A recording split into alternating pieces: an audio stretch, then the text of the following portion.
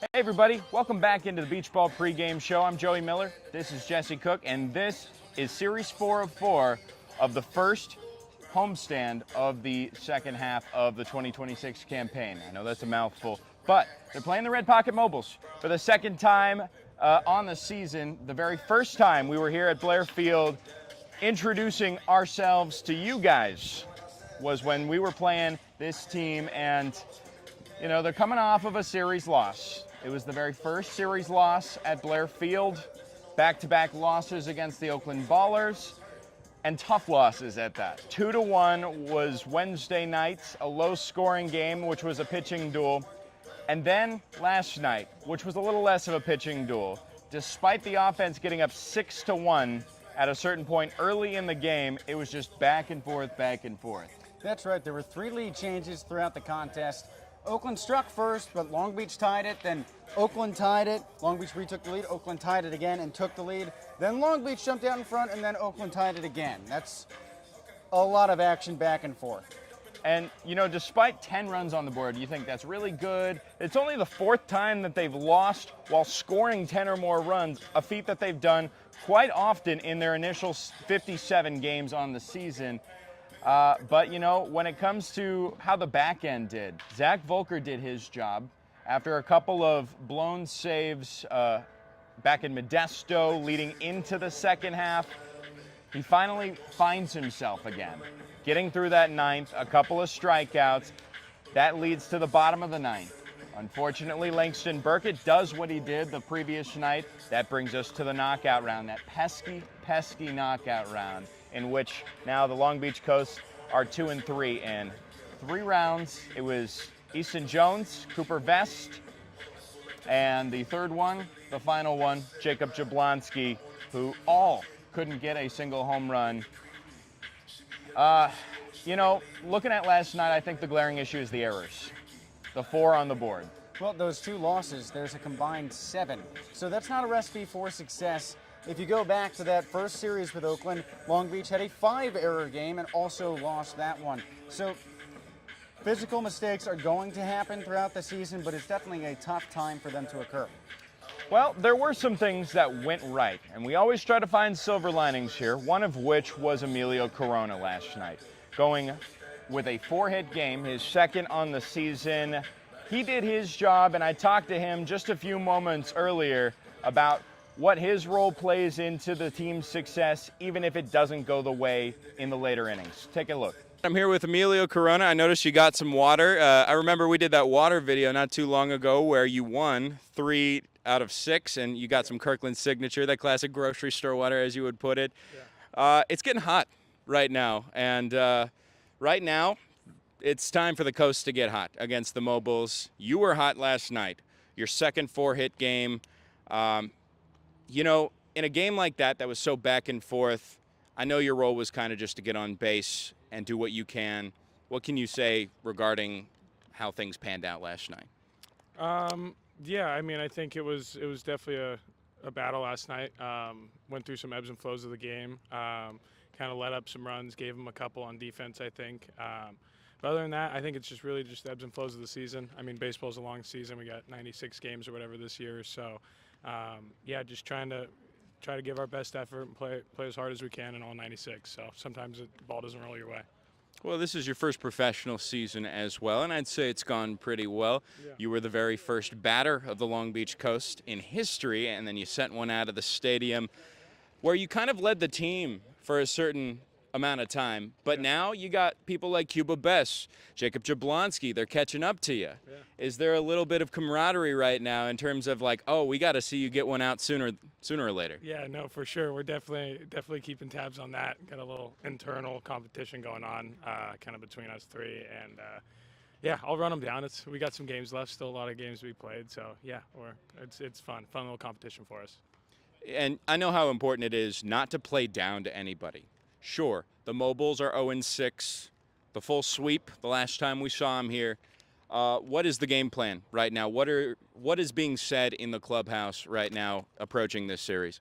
Yeah, I think just getting back to playing our brand of baseball, being a little bit more aggressive in the box, and just kind of in general, being in a little more attack mode, not not as much lackadaisical or kind of defensive as we can kind of fall into in recent days. So yeah, I would say mostly just being offensively minded, and I think everything will kind of clean itself up. Well, as long as you keep doing what you've been doing, I'm sure things are going to work out just fine against the Mobiles. Thank you so much. Yeah, thank you. Well, Emilio Corona, he's going to try and just get things back on track. Jacob Jablonski, who we mentioned, couldn't get a home run in the knockout round. He did have an impact in the game, getting a go-ahead home run, his 16th on the season, and now just one behind Cuba Best. We talked to Emilio Corona about that cat and mouse race between those three, Corona, Best, and Jablonski. And, maybe it's less about the home runs, more about getting on base. Eddie Pelk did that last night. That's right. 5 walks throughout the game. That's a coast record, dethroning his own mark of 4, which he set 3 times. 2 of those were intentional. Cooper Vest also walked intentionally twice. He had a pair of hits. All really fantastic offense all around. It's just the defensive gaffes that led Long Beach down the wrong path. And he's getting closer and closer to that record, which is 86. So that could happen this weekend. The RedPocket Mobiles. Shy. Yeah, the RedPocket Mobiles, a little more than 3 last time they were here. In the 6-game set, they gave up 39 walks. Just as well, 39 strikeouts, but that's still not a good line to look at. This is a much different RedPocket Mobiles team. Of the 14 hitters that we saw here in that inaugural homestand, only 7 of them have returned. So let's see what needs to happen.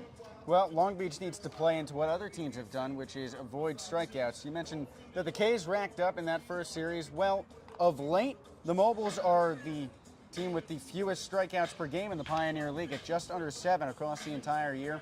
So Long Beach needs to keep its bats in check and keep letting the Mobiles run themselves out of counts.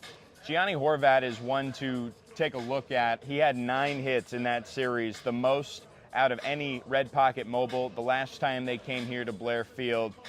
So getting him out is going to be key. He led off every game, but today he's actually kind of lower in the lineup. Still a pretty big threat for Dimitri Young's RedPocket Mobiles. Well, Dimitri Young is a former major leaguer, as is Ray King, as is really a lot of this coaching staff that you're going to find in both dugouts tonight, including that of the pitching coach last night, Jerome Williams, who took the mound at age 44 to be our marketing player. It is something that you can do in the Pioneer League once a season, where you put somebody out there that is beyond the level of which the Pioneer League indicates 3 levels of experience at the professional level before you lose eligibility. But Jerome Williams, a little bit more than 3 years, 11 seasons in Major League Baseball, and it was quite an exciting night. That's right. And his minor league experience started at 17 years old in 1999. His son, now 17 years old, got to watch him pitch. So that's always cool for anyone, except that Jerome's son, Ty, never actually got to see him throw in the majors, at least while he was of an age where he would remember it. He was born before the MLB career ended in 2016. And I even showed Jerome something before your interview with him, just notes about his career, and he looked at the thing that talked about his last game, where he shut out the Cincinnati Reds in 2016, and he immediately knew exactly what pitches he threw, what batters he faced, how he felt afterwards. So his mind is sharp as a tack, and it definitely showed on the mound last night with a no-hit first inning. His mind is sharp, his arm is sore, as he tells us in this interview that I had with him just a few moments ago. Take a look. We're here with the starter from yesterday, 44-year-old Jerome Williams. Sorry, I have to lead with your age because now you are the oldest person to have ever played for the Long Beach Coast. How does that feel? Not good. Well, I'll tell you what was good. 16 pitches, you get out of the top of the first, you do your job, you do your role, as you did so many times, including as a Long Beach Armada member. Looking back to the last time you made a start here at Blair Field, think about it. It was June 2008, and I have a list of things that happened. Viva La Vida by Coldplay was at the top of the charts. Okay. The second-gen iPhone dropped the next month, the iPhone 3G. And Cliff Lee and Tim Lincecum won the Cy Young that year. Tim Lincecum, which you hit an RBI double off of, is that right? Yeah, when I was with Philly, it was RBI double in the gap, right center gap. Well, let's talk about what you did last night, because you finished things out fantastic. You could not have capped it off any better. And as a matter of fact, I have something to show you here. Because, as you know, we had a special guest in the booth last night. Oh, boy. Your 17-year-old son, Ty Williams, called your strikeout, your first here in Long Beach in a very long time. So I'm going to strike him out. Okay. Not much. Not much to think about. Just do it. That's what he tells me, and I think that's what he does too. Strike 3 for Jerome Williams. That's the third out. There we go. A scoreless frame for the former MLB vet and Long Beach Armada member. 17 years old. You think about where you were. Fresh out of high school, Waipahu High School. You just got picked 39th overall, and now your 17-year-old son getting to watch you throw that strikeout. What does that mean to somebody like you looking back at your career? You see it in my face right now? Yeah. I'm crying. That was awesome. I can tell you right now that we were talking about the life that he has been given, knowing your upbringing in Waipahu, and he tells us on the broadcast, and we'll show you later as well, how grateful he is to have you, not just as a dad, but as a coach and a mentor in life. He told us about all the things that you have talked with him about, that you have made him the person that he is, and he is so grateful to call you his dad. He said that on the broadcast. Okay. And again, I'll get you that full inning, but you're seeing it right now. I mean, you know, it shows what me and my family, how we raise our kids. They're respectable, and you know, they're just good kids. And hearing him on the mic just brings me to a point where I'm like, I'm proud. I'm a proud parent, and I'm proud of him. And I know he's going to make you proud no matter what he does with his life, knowing that he's got such a fantastic coach. I already know that you coached me, and you already kind of fixed my motion. I was working a little bit too much on my toes, and now I might be the next marketing player. Who knows? Maybe. We'll see. But you got a strikeout last year in Yuba Sutter. He was not there for that. Yep. You got the strikeout here. You now have 2 in your Pioneer League career. Yes. I have something to show you. This is a 2013 Topps card that I pulled when I was a freshman in high school. No way. Wow. And on the back of it, Yeah. I will read it. Career chase. With 384 strikeouts, Williams is 5,330 away from Nolan Ryan's all-time record of 5,714. Why does that need to be on a card? That doesn't make sense, right? But hey, at least I was on the same sentence as Nolan Ryan. Well, yeah, and now that you have 2 strikeouts in the Pioneer League, I can officially say you are 328 strikeouts career-wise away from Alfredo Villa of the Missoula Paddleheads. Okay. So now you got something to work towards. Yeah, I got something to work towards, but I think that would be the last day. Yesterday is the last day I actually gonna go and pitch. It was fun, but I'm tired. I'm tired. I was sore, tired. I don't think I'm gonna do that again. Well, you're in a new part of your life. You're in a new chapter, and what you've done for one of the best pitching rotations in the Pioneer League has been nothing short of incredible. Aside from last night, which unfortunately did not go the way of Long Beach, you know, what can you say about this staff that you have coached this year?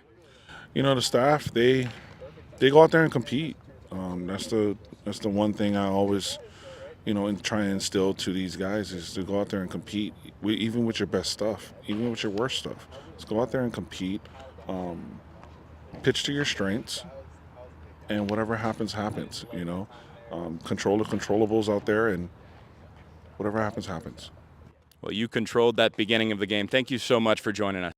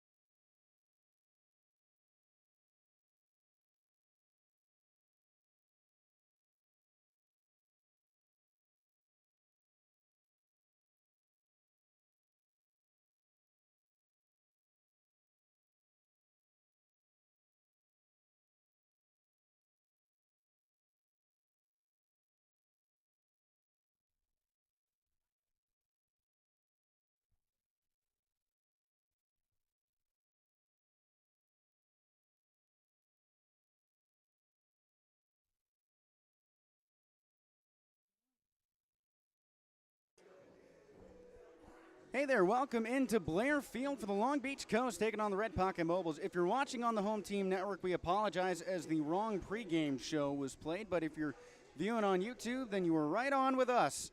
So Long Beach seeing basically a new team.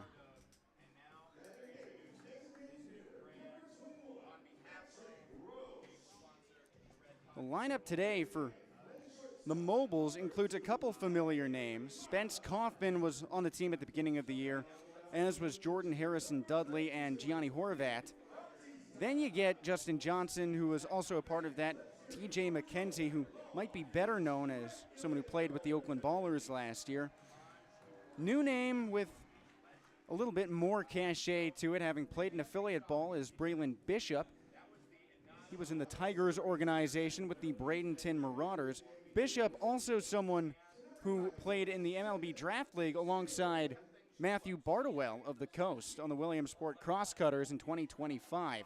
The starter for the Mobiles, Adam Christopher. This is the first time that Long Beach is seeing the right-hander. For the Coast, it's Nick Bautista earning the start today. And like Christopher, he did not begin the year with his current team. Christopher was unemployed by that point, joining the Mobiles a couple of weeks later, starting on June 18th against the Ogden Raptors, and things have been rough for him. He's 0-3. Long Beach is trying to put in more of that same hurt from before, and they have a chance to do that against a team where they outscored them by more than 100 runs during that first week of the season. We're just ahead of first pitch, but we're going to take a short break here before we get to it. Don't go anywhere. We'll be back in just a moment.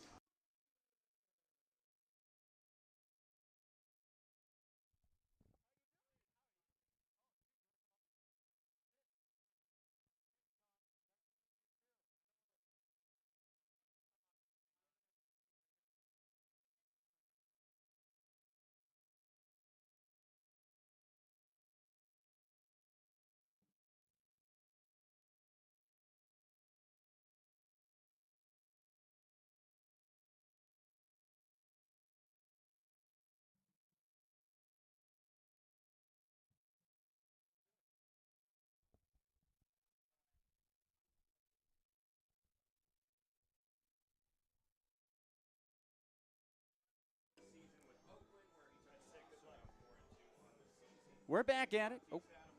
Correction, we're back at it on YouTube, but about to be back at it on the Home Team Network, so we'll wait just a moment. But thank you so much for joining us. End of the 2-week homestand for the Long Beach Coast, rebranding tonight as the Long Beach Regulators.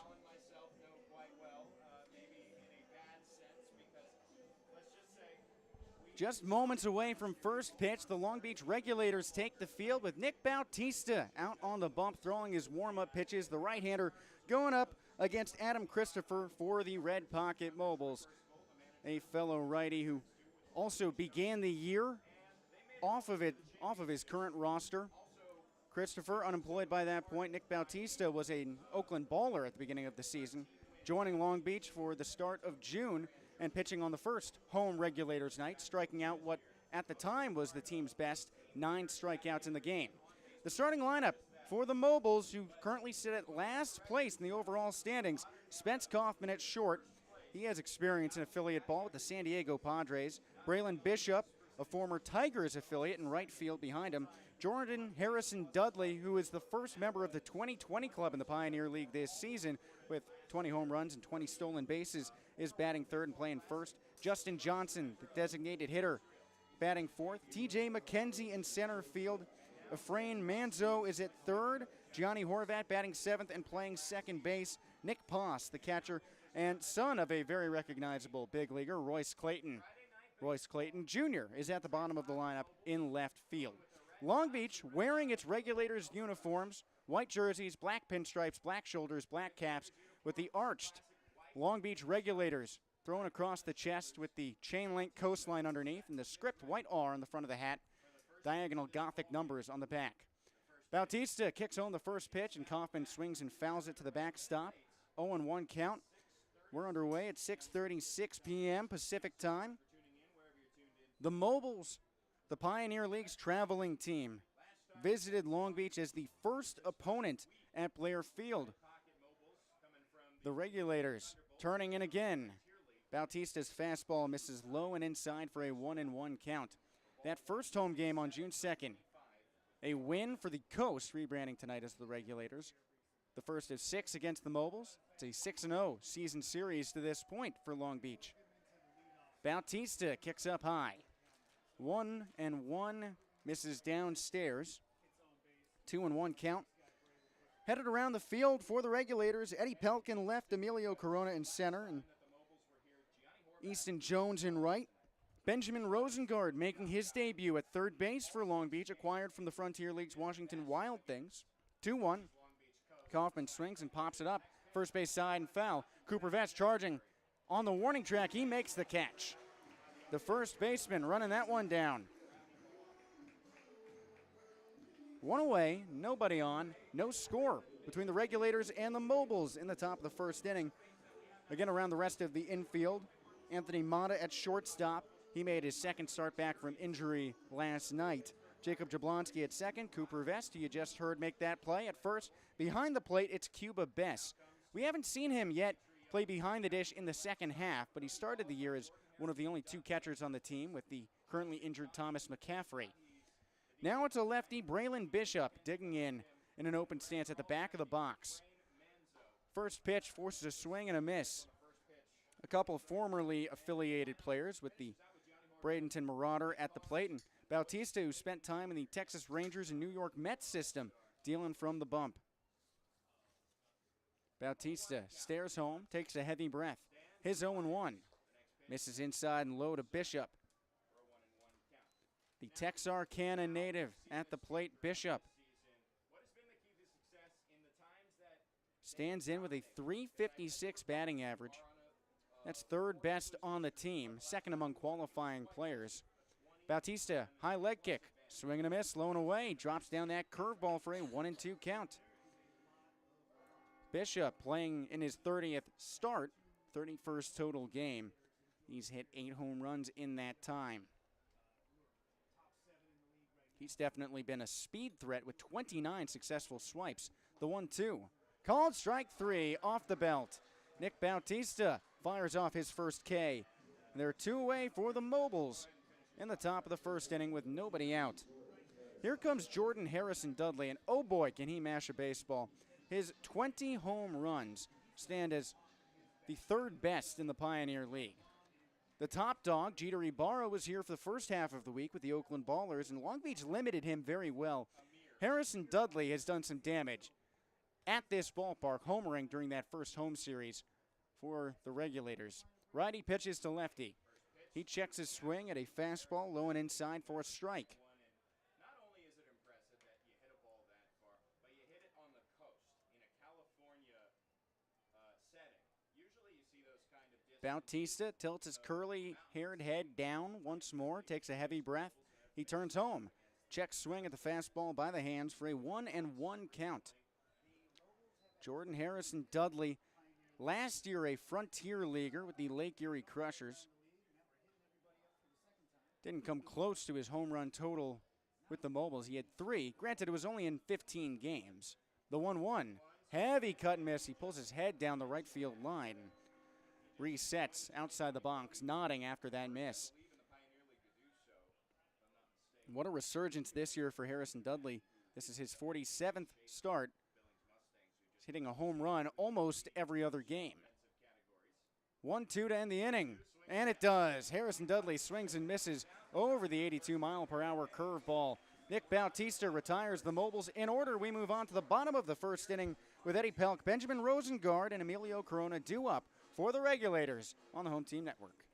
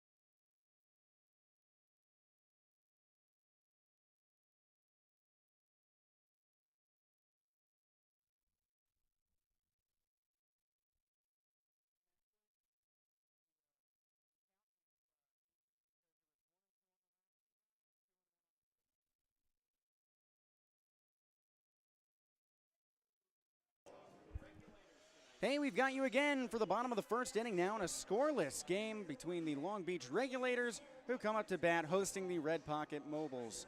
Jesse Cook with you here on the mic. Eddie Pelk leading off on the left side against the right-hander Adam Christopher.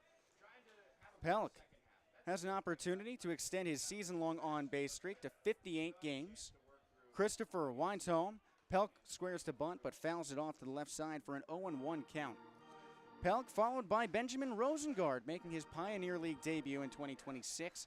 He spent the last 2 seasons with the Idaho Falls Chuckers, but started this year out in the Frontier League with the Washington Wild Things. Emilio Corona due up third. Christopher from the windup. Pelk leans back as the fastball hits for a strike high and inside. It's an 0-2 count. And Eddie has a chance for history this week. He has 83 walks on the season across the prior 57 games, 3 shy of the Pioneer League record. 0-2. He swings, lunges that one to short where it's caught by Spence Kaufman for out number 1. Pelk making contact at the end of his bat there to force it out to the former Padres prospect. Here comes Benjamin Rosengard. He struggled a little bit with the Wild Things, but his last season in the Pioneer League was just unreal, setting the record for best batting average on the season.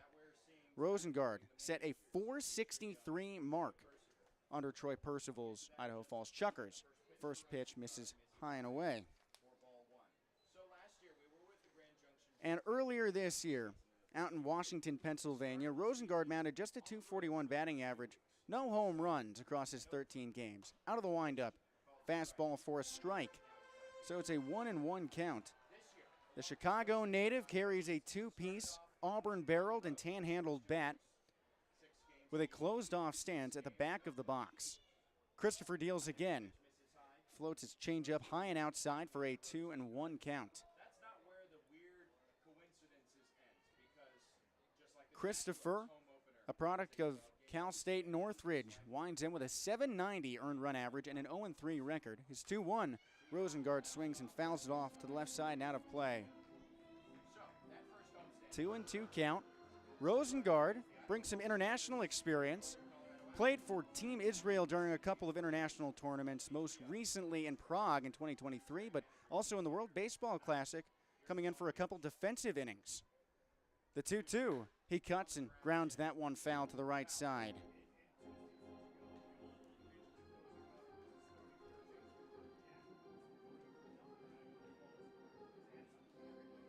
Rosengard, this is not his first stint in Southern California. After a couple D2 seasons in University of Chicago and down at Rice University, played at UC San Diego. Payoff pitch, he swings, corkscrews it into shallow center field, and welcome to the Pioneer League. That's his first hit. Benjamin Rosengard, welcome back to the PBL. Spends 2 years in Idaho Falls, takes a trip back towards his neck of the woods in the Midwest. And now in his first plate appearance back, he finds his way aboard.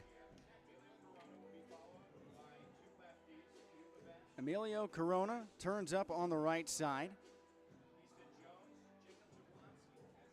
He had a fantastic series against Oakland to begin the week, going 8 for 16. In that time, a couple RBIs, also a triple. Righty-righty affair, first pitch. Watches a fastball down and outside for a 1-0 count. Now, we talked international play for Rosengard, but it's happened a little bit for Christopher, not in any of those situations representing your country, but he did play in Canada. 1-0, Corona swings and foul tips it to the right side, out of play.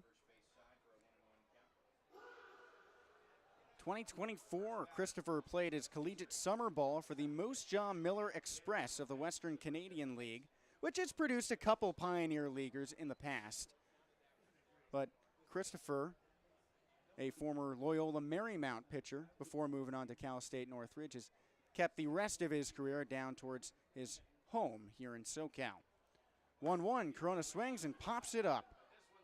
Shallow left field, chasing in Royce Clayton Jr., and he scoops that one, fighting the sun for out number 2. No score, bottom of the first inning, runner on first with 2 away for Cuba Best, the team leader in home runs. And by the way, a preview of what's to come on the broadcast. Make sure you stay tuned for the top of the second inning. we've got our friend, the social media manager for the Regulators, Alana Johnson, joining us on the air. That'll be a lot of fun. In case you didn't know, she's also a punk singer, so there's a lot to unpack here. Cuba Bess bending in. Throw over to first. Rosengard dives back in safely. Bess standing in middle of the lefty box with his black and white cleats.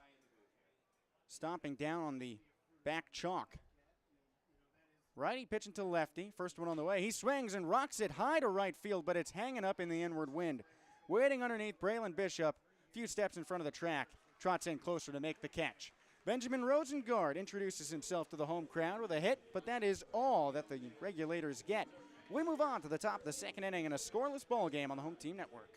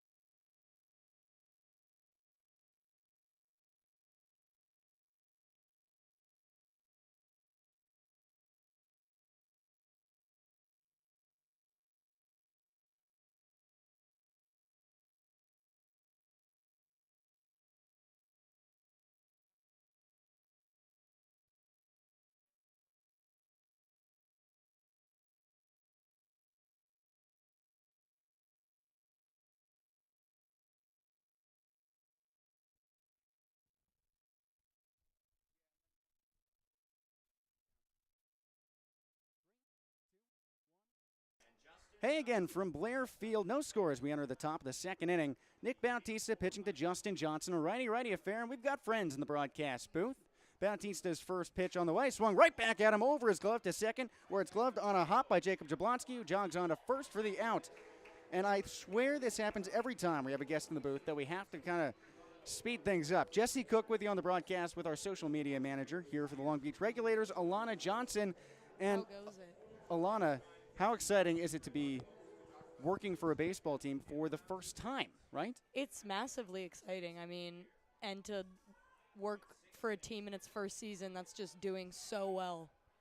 Yeah. The first in the Pioneer League too. Yeah, bet you clinch the didn't playoffs. bet you didn't think this team would be the first team to 40 wins, first to clinch, all that good stuff. TJ McKenzie at the plate, first pitch. He swings and grounds it out to short. Waiting for an Anthony Mata. He throws over to first in time, so very quickly there are two away. Now, Alana, I would say there's a lot of interesting stuff about you personally, but would it be fair to say that the most striking one is that you're the lead vocalist for a punk group called Pulse that's about to go on tour for 3 weeks? That's true. I don't know. I would say Is that the most interesting? I would say being a social media manager for the Long Beach Coast is slightly more interesting. This whole team? Depending on, probably to the listeners, that's more interesting. I don't know. They can catch you if they're out of town these next couple weeks. That's true. You can. You can also catch the team if you're out of town. They won't be here. First pitch to Efrain Monzo, misses high and outside, 1-0 count. And so are there similarities between your music career and working in sports? I would say talking to the players about their passion for baseball, it reminds me of, how I feel with music. Monzo fouls this one off down the right side, 1-1 count. And my parents are both big sports fans, and I know they've both told me that there's a parallel between the pressure to perform in front of a waiting audience. Yeah. And you can definitely, like, hearing these guys talk about they just play better when there's a big crowd and the energy's up. Like, I guess I didn't really realize that about sports because I'm not an athlete myself, but it makes perfect sense because it's the same thing with playing live music. You just perform better the more people that are there cheering you on. Absolutely. I know. I've been to one of your shows, and you engage the crowd a lot. Is there something you think the athletes could be doing to do more of that? That's called the strike loan inside? Maybe if we were Banana Ball League, but Maybe. I don't. Our players they just play so good. That's interesting enough. You know what I mean? And after the game, too, they're so great at signing autographs, taking pictures with fans, doing all the community stuff.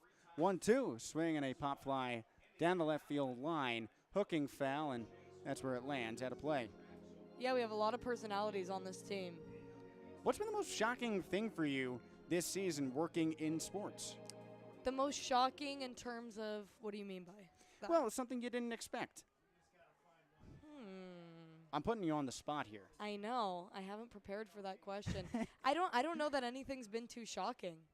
1-2 misses downstairs, 2-2 count. All right, what's been the most fun, then? The most fun is definitely getting to be at a ballpark every day. That's by far the most fun. Just the energy in here is really great. We have really good staff that are just really happy to be here. And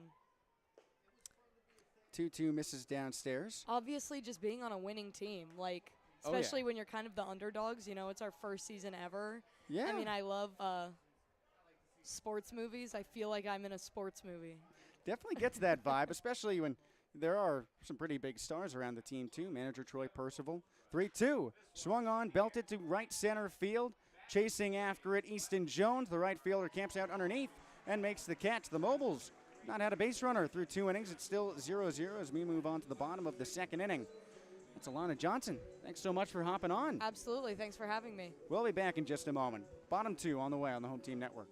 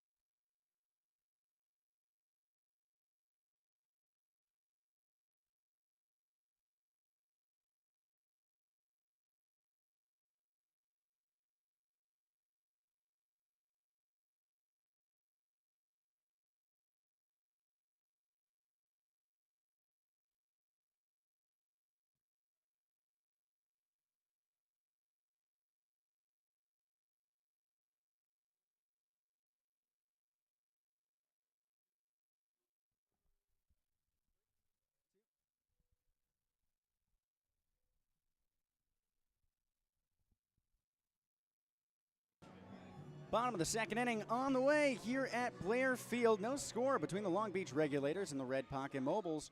The LBC at the plate with Cooper Vest leading off against the right-hander Adam Christopher. Vest, a lefty, appeared in last night's knockout round loss to the Ballers. First pitch, he bends with the breaking ball for a strike, low and away. Christopher allowed just one hit in the bottom of the first inning to the newcomer Benjamin Rosengard, traded from the Washington Wild Things of the Frontier League, making his debut today. 0-1, Vest swings, wraps that one up the middle for the second hit of the ball game. The BYU product rounds first base with a leadoff single to open up the bottom of the second inning, tied up at 0-0. That brings up his college teammate, Easton Jones. Jones graduated in 2026, Vest in 2025. They overlapped for 3 years as Cougars. And Easton Jones has had a pretty big week. This guy made his professional debut on Sunday. He landed in Long Beach about an hour and a half before the game started, hopped out of his Uber half an hour before entering the game. The first pitch in the righty-righty affair lands for a strike at the knees, 0-1 count. So fast forward a couple days, makes his first professional start on Tuesday. On Wednesday, he's back in the lineup, and his first professional hit is his first professional homer. 0-1. Jones swings, cracks that down the third base line. That's thrown to the left field corner. Vest rounding second. He's on his way to third. Royce Clayton Jr. picking that up on the warning track. Here comes Vest burning home with the green light. He sails onto the plate and scores. It's 1-0 Long Beach on an RBI double from Easton Jones. Oh, you put the BYU Bashers back to back, and they get the job done to lead off the bottom of the second.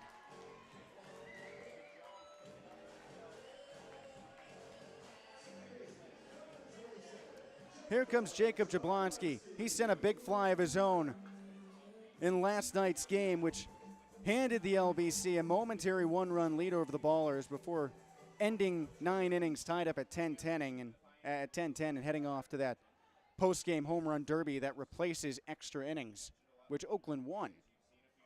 Righty pitching to a switch hitter on the left side.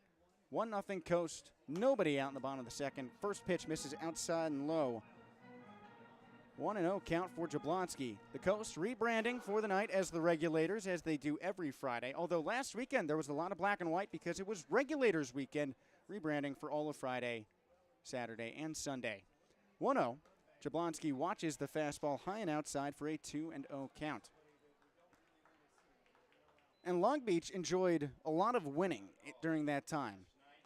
The Regulators entered this week on a 10-game winning streak, extending to 11 on Tuesday night, sweeping Regulators weekend against the Yuba Sutter Freebirds, and that included a post-game concert from Warren G., the rap legend, part owner of the team. 2-0. Fastball at the knees for a strike, 2-1 count. And that concert came after a back-and-forth win for the Regulators in which there were 3 lead changes. Jackson Bird, who's on the bench today but could appear as a pitcher, entered that game as a hitter and hit a game-winning sacrifice fly in the 8th, setting up the finish. 2-1, Jablonski watches high and outside, and that preceded some immense defensive efficiency.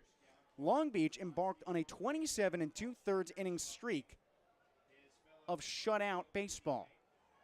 The Oakland Ballers, the Yuba Sutter Freebirds, both suffered shutouts at the hands of Long Beach. Sunday for the Freebirds, Tuesday for the Ballers. Next pitch to Jablonski, called a strike high and away. That moves the count to full. Jablonski started off towards first, but is held back by home plate umpire and crew chief Gabe Vargas. Runner on second, 1-0 Regulators, bottom 2. Nobody out. The payoff, Jablonski swings, and it's in front of the curveball. Christopher winding in his first strikeout of the evening.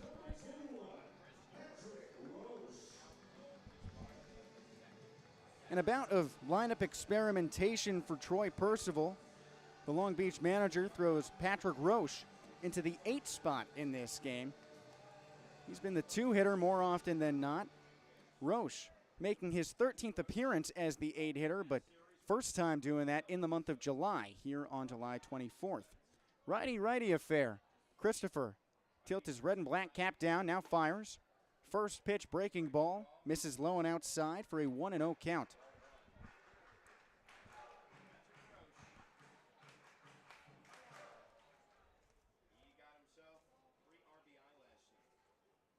Roche stands in on the right side, waving his silver bat over his back shoulder. 1-0 count. He cuts and flies it high and deep to left center field. It's hanging up in the inward wind. Royce Clayton Jr. waiting for it underneath. Next to the wall, the catch is made. TJ McKenzie running up against the fence, calling off his left fielder to nab the second out of the inning.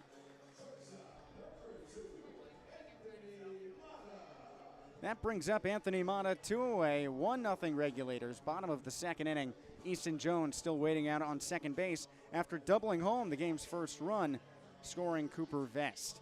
Here it's the 9-hitter Anthony Mata. He doesn't act like a man at the bottom of the order. He's batting .317 on the season, operating more as a secondary leadoff man with Eddie Pelk waiting on deck. Righty-righty affair. Christopher steps off the mound and mimes a throw to second base. Anthony Mata's .431 on base percentage stands as one of the best on the team. He's in the top half of the batters on the roster.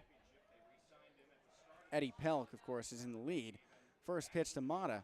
Falls for a strike on the curveball. 0-1 count. Pelk with a league-leading .553 on-base percentage waits on deck with his 57-game on-base streak. This is game 58 on the year. 0-1 to Mata. Watches the bender in the dirt. 1-1 count.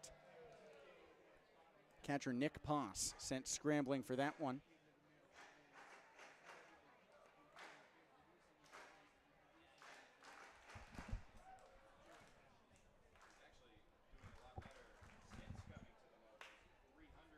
Blue skies here in Long Beach. A few fluffy clouds in the distance, and a breeze blowing from center towards home.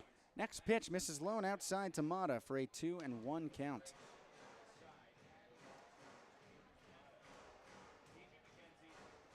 A breezy 76 degrees here off the shoreline. Of course, that's especially cool for Long Beach given the 80-degree starts we've enjoyed. 2-1, he swings, chops that one to short, fielded on the back pick by Spence Kaufman, throws to first, and that's out number 3. Cooper Vest leads off the inning with a hit, and Easton Jones brings him home. It's 1-0 Regulators moving on to the top of the third inning, and we've got the Cook Quiz on the way when we return on the Home Team Network.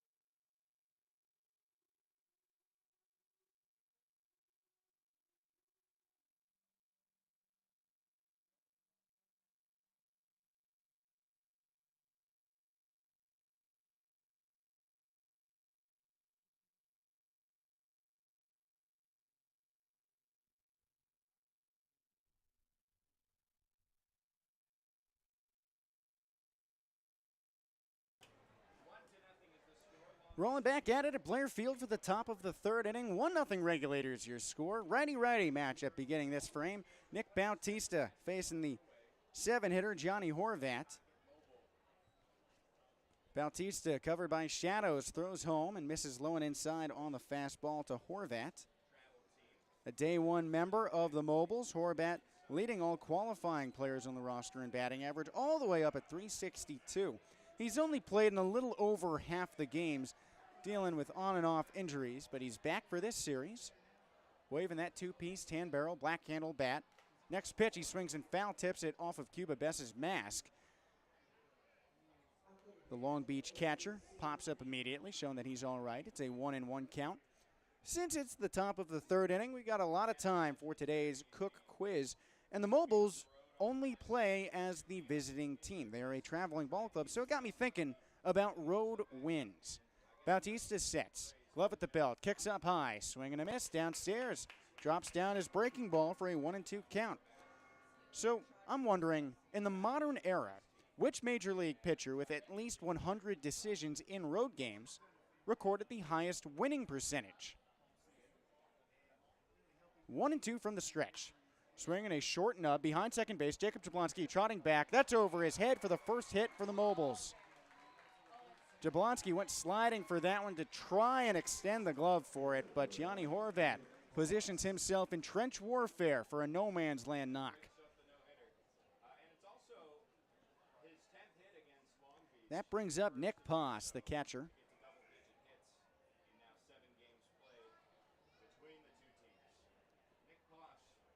Batting .273. Poss digs in on the right side, waving an all-black bat. Bautista pitching from the first base side of the rubber, tilts his head down low, throws over to first, tag applied, Horvat dives back safely. So I thought this quiz would be a good thing to ponder for the Mobiles being in town because, again, they travel a lot, and also it's not something to think about. Who was good away from home? We know the legendary pitchers.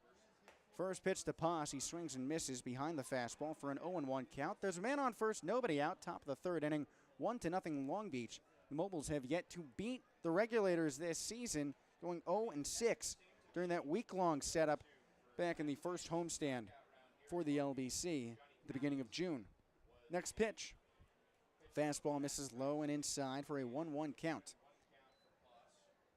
And to that note, pitching on the road, there are a lot of legendary names near the top of this list. I will say that right away. 1-1, misses low and outside, 2-1 count. But there are some incredible one-off performances, like Sean Manaea no-hit the Boston Red Sox at Fenway Park. So you can think about those one spots in baseball history where the road team succeeded against the odds. 2-1 misses downstairs for a 3-1 count. Maybe teams that won the World Series in a ballpark besides their own.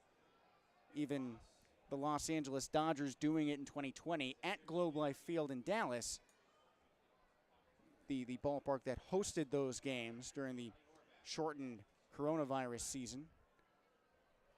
3-1. High and inside, and Bautista, after allowing his first hit, issues his first walk, and that brings up Royce Clayton Jr. His dad had a pretty good big league career. Royce Clayton Sr., an all-star in 1997, appeared for the Giants, Cardinals, Rangers, White Sox, Brewers, Rockies, Diamondbacks, Nationals, Reds, Blue Jays, and Red Sox, and he won a World Series ring, although he didn't appear in the playoffs for the '07 Red Sox. His last stop in the majors got him some hardware. Righty-righty affair with Junior. First pitch, he squares to bunt, but pulls back as the fastball hits high and away.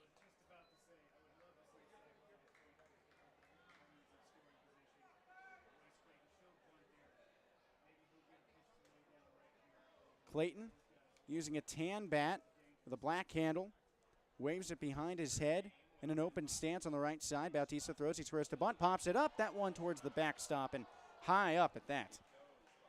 0-2 count. If he squares to bunt and fouls off again, that'll mean strike 3. So it's a risky move, but if he lays it down fair, he's got a little more room now. Corner infielders move back a little bit. Benjamin Rosengard at third with his dirty jersey after diving back to first to avoid a pickoff when he made it aboard. Waiting at third base, Cooper Vest crowding at first. Out of the stretch, swing and a miss. Out number 1 in the top of the third is by way of the K, and it's the third strikeout for Bautista in the early going. Here comes the top of the order and Spence Kaufman, who popped out into foul ground to lead off the game.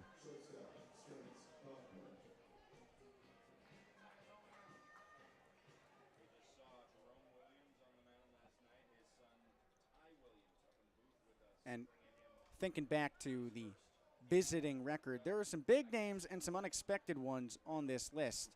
First pitch, the right-handed batter watches a curveball for a strike, low and away. In the top 10 among modern-era players, nobody is still active, but there are players who retired at least within the last 10 years. A few Hall of Famers in the mix as well, future Hall of Famer as well. 0-1. Swing and a miss. 0-2 count. I can tell you, as far as the overall record of wins, there are a few guys who earned at least 100 in visiting ballparks, like Whitey Ford, Pedro Martinez, Christy Mathewson, Clayton Kershaw, Mordecai Three-Finger Brown, if you want to go back that far. Next pitch, foul to the backstop. Roger Clemens, who we talked about in yesterday's Cook quiz when asking what players in the 21st century who appeared in a major league game at or over 44 years of age, who recorded the highest number of wins as a pitcher. Clemens was on the list, but not at the top. That was Jamie Moyer.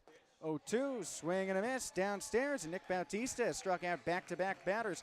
He has a knack for the K. Twice this season, he has struck out 9 batters in a game. And if it weren't for his teammate, who's likely pitching tomorrow, Nathan Hemmerling, that'd be the mark. But after last week's performance when Bautista put up a 9 spot, Hemmerling said, all right, I'll do you one better, and struck out 10 for the team record. Here's Braylon Bishop batting as a lefty last time up. He recorded that first strikeout. Among active players, I'll tell you, Garrett Coles weighs up the list on the Cook quiz. Righty pitches to lefty. He leans back as the breaking ball misses by the hands. Rather fastball. 1-0 count. And in case you missed it, we're wondering which pitcher in Major League history recorded the highest winning percentage when dealing on the road with a minimum of 100 decisions across his career. Bautista stares at second, kicks up high. Swing and a miss, downstairs and away for a 1-1 count. Among pitchers who maybe won't make the Hall of Fame but are high up on the list, David Price, John Lester, Cliff Lee are in there. Ramon Martinez, Pedro's older brother, is somewhere on the list. 1-1, misses inside and low. 2-1 count. Mike Mussina won at least he won 125 games on the road. Justin Verlander, a future Hall of Famer, he's up there with 133 victories as well. Zach Wheeler, of all people, for the Phillies, is up there. Although I'll tell you right now, his winning percentage is not great. 2-1. Swung on and fouled back for a 2-2 count for Bishop. Well, the Mobiles are 1 strike away from stranding a runner in scoring position. After being held without a base runner for the first 2 innings, Gianni Horvat singles his way aboard. Nick Poss moves him to second on a walk. There were no outs at that point, but Nick Bautista strikes out the next 2 batters and can do it for a 3rd time. 2-2. The Monterey Park native kicks on home, swinging a pop fly, third base side. Eddie Pelk waiting for it in left field at the corner of the shadows. He makes the catch. The Mobiles threaten, but go down 1-2-3. After that, we move on to the bottom of the 3rd inning. We'll get the answer to the Cook quiz and the top of the regulators order with a 1-0 Long Beach lead on the Home Team Network.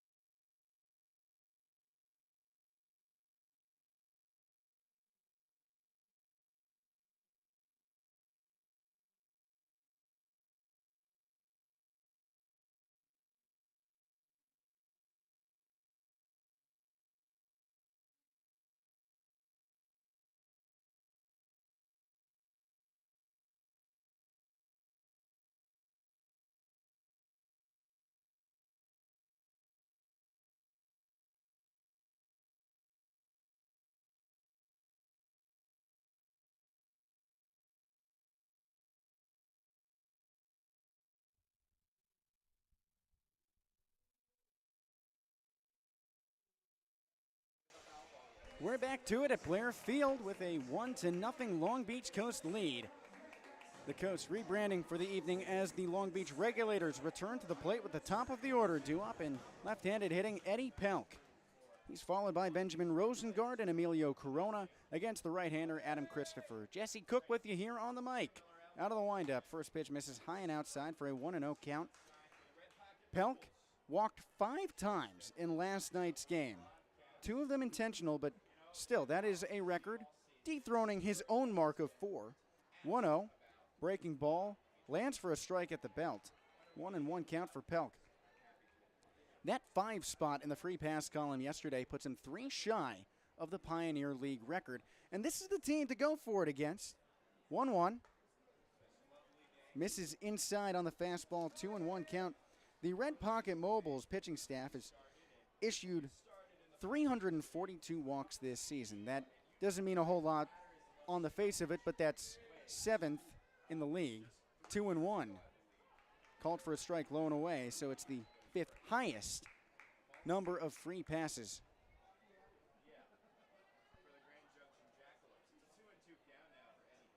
That's 6 walks per game dealt by this staff. On the high side, 2-2. Pelk swings, rocks it up the middle, and that's through for a hit. That extends his on-base streak to a staggering 58 contests. This is the 58th game in the history of the Long Beach Regulators. 1-0 they lead. Eddie Pelk cannot be stopped. Nobody out, bottom of the 3rd inning, and that brings up Benjamin Rosengard. He digs in on the left side. He singled to open up his day. Christopher bends in, pitching from the first base side of the rubber, drops the glove to his belt, kicks low. Rosengard watches the fastball for a strike, low and away.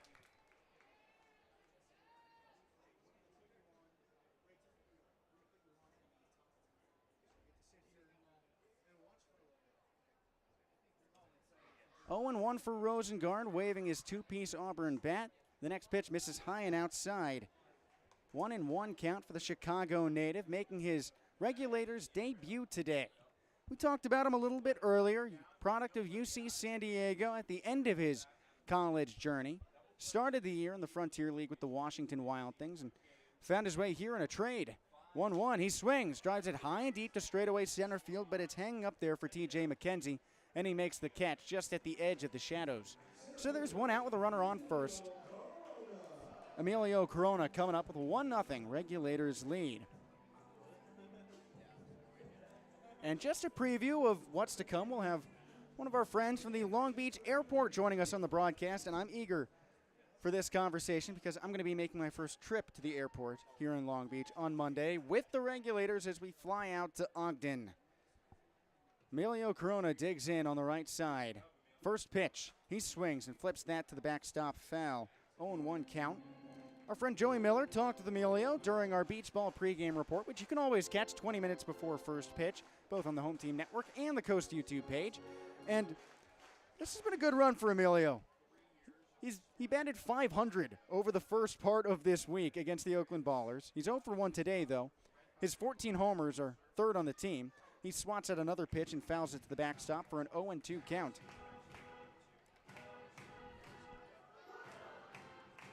Emilio, one of 21 players on this roster from Southern California, a native to San Luis Obispo. The 24-year-old yesterday slugged a whopping 4 hits in the game. 0-2. He watches the breaking ball. That's down by his socks for a 1-2 count.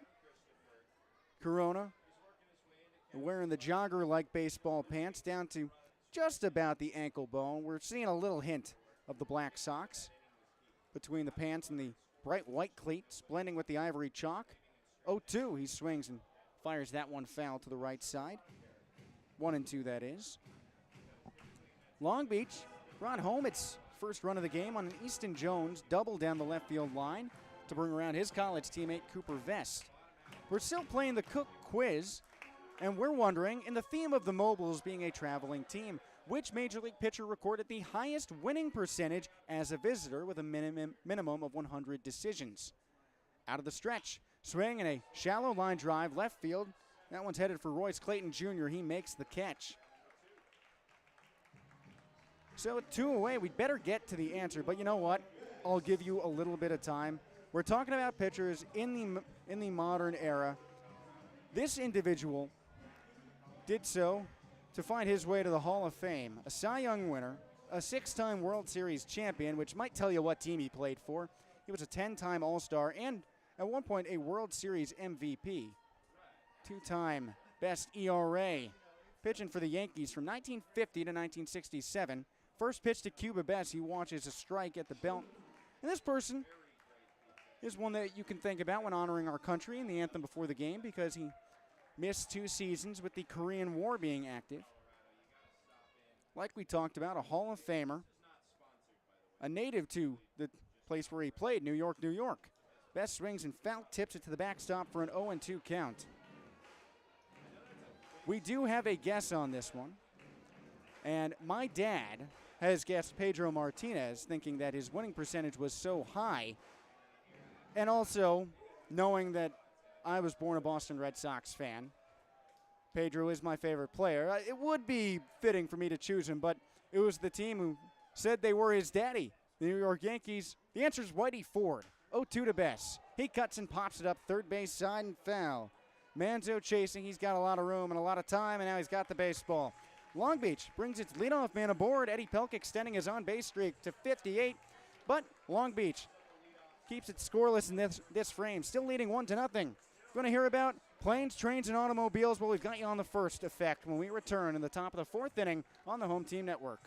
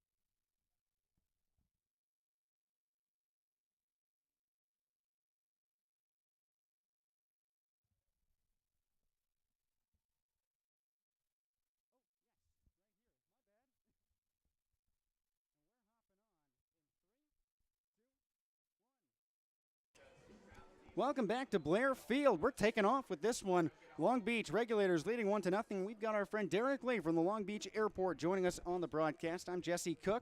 Derek, welcome. Happy to have you here at the baseball field. Thank you so much, Jesse. We are excited to be here. Of course, we're partners with the Long Beach Coast and the Regulators, and it's a great night for baseball. And I see you're wearing the Regulators hat, and I like that a lot. Did you get that today, or was that something that was an early investment? It was an early investment, and the team took care of me when we got this partnership. They said, hey, you got to have the Coast hat, and you got to have the Regulators hat. So we're excited because it's our Regulators night tonight. Oh, we're loving sweet. It's an 0-2 count to start off the top of the 4th inning. 1-0 Regulators. Jordan Harrison Dudley at the plate. He had a ball a few weeks ago that traveled 500 feet for a home run. I'd say that's pretty good, but you're working with planes that go 30,000 feet up in the air. Yeah. when you've got baseball teams filtering through like you do on Monday, what does that change at the airport? What does that do for people? Yeah, so Long Beach Airport is a special airport because it's a little smaller than most. So when you have somebody of notoriety like the Long Beach Coast coming through, people are noticing and they're seeing the players come through. It's a good time. So we're going to send you guys off right when you guys hit the road next week. Absolutely. I can't wait for it. Harrison Dudley strikes out, brings up Justin Johnson. Now, when did this partnership with the Regulators start? So it's been in the works for a little while. We just started with the beginning of the inaugural season. We kicked it off with a fantastic contest to get local artists to highlight what's going on in the community. We got the art going up in the terminal a little bit. But we've been with them since day one, trying to figure out how to make this a great season for both the airport and the coast. And I'd say that's working pretty well. Yeah. Regulators are in first place. Loving it. 2-0 count for Justin Johnson, but Nick Bautista, someone who probably had to use your airport to fly into town when he was traded from the Oakland Ballers down here. He's been pretty good, striking out 9 batters on 2 occasions this season. Our flight on Monday is a little earlier than 9. How do you guys deal with those early mornings so frequently? Oh, we're used to it. We've got an amazing crew. When you're talking about flying, a lot of people think about the pilots and the carriers. There's a huge team of people that make that work. Our facilities maintenance immediately can drive up and go straight to the terminal, go through security in a few minutes, and it's an open air concourse, so you're waiting for your flight while sitting outdoors enjoying the breeze and some palm trees. Oh, yeah. No place like it. We're literally America's coolest airport. Trademarked it. Nobody else can say it. I've seen it all around town. I've been wondering, and anything is cooler than LAX at this point after I had to wait for 2 hours to pick up my friend. Oh, we love LAX too, but I tell you, if we have our preferences, we're having folks flying out of Long Beach Airport. Well, Nick Bautista strikes out Justin Johnson to bring up TJ McKenzie. Now, airport communications, you've got the tower. Those guys could be auctioneers. They have to be so direct. So I was thinking, you're working with them nonstop. You want to call an at-bat here? Play-by-play for baseball? I can't do it. I'll leave that to the professionals. All right. Well, it's TJ McKenzie at the plate. His brother's a major leaguer, Tristan McKenzie. Nick Bautista pitching to him. First one on the way. He swings and misses. Now, do people ever confuse you with the Major League Baseball player, Derek Lee? I get that all the time, and I was just saying, I probably got the same number of World Series wins as him, so I'll take it. Well, we do know that there are a couple World Series winners in the Long Beach dugout. Manager Troy Percival, hitting coach Troy Gloss. Awesome. And Percival tossed the last out of that World Series. Troy Gloss was the MVP. Another former major leaguer on the coaching staff, Jerome Williams, pitched last night at 44 years old. But I'd imagine there are a lot of pilots who have careers that probably span longer than those guys' lifetimes at this point. People love aviation, and once you get the aviation bug, you're hooked. So, whether you're flying or whether you're supporting aviation, you'll catch people of all ages supporting Long Beach and its aviation endeavors. Is that how this started for you? Is that why you're working with Long Beach Airport, because you're so into planes and aviation, all that? I am, and prior to joining the team at the airport, I was in the U.S. Air Force. I was a public affairs officer in the Air Force. Thank you for your service. Hey, I appreciate it, brother. Thank you. And Long Beach Airport, of course, supports its veterans, so I'm so happy they brought me on, and I can transfer that love of aviation in uniform to now in a different uniform, and it's working well for us out there. So what were you flying when you were in service? So I was not a pilot by trade, although I spent a lot of my time as a public affairs officer making pilots look good. It's harder than flying a jet, if you ask me, but definitely familiar with a lot of fighter jets. I was a Thunderbirds public affairs officer with F-16s. I worked at military airfields around the world, and so I'm just happy that I can bring some of that expertise and experience to Long Beach Airport because they've got a reputation for safety, and I like to be a part of it. Absolutely. It's a full count here. Bautista trying to end the inning. He deals. McKenzie swings, cracks at the third, fielded by Rosengard. Jogs on to first. That's out number 3. Well, this always happens when we have an interesting guest. The inning is cut short. It's 1, 2, 3. Good. No worries. But the mobile's retired there. If you want to get mobile, make sure you go out to the Long Beach City Airport. We move on to the bottom of the 4th inning. Derek, thank you so much. Thanks so much, Jesse. We appreciate it. We'll be back on the Home Team Network.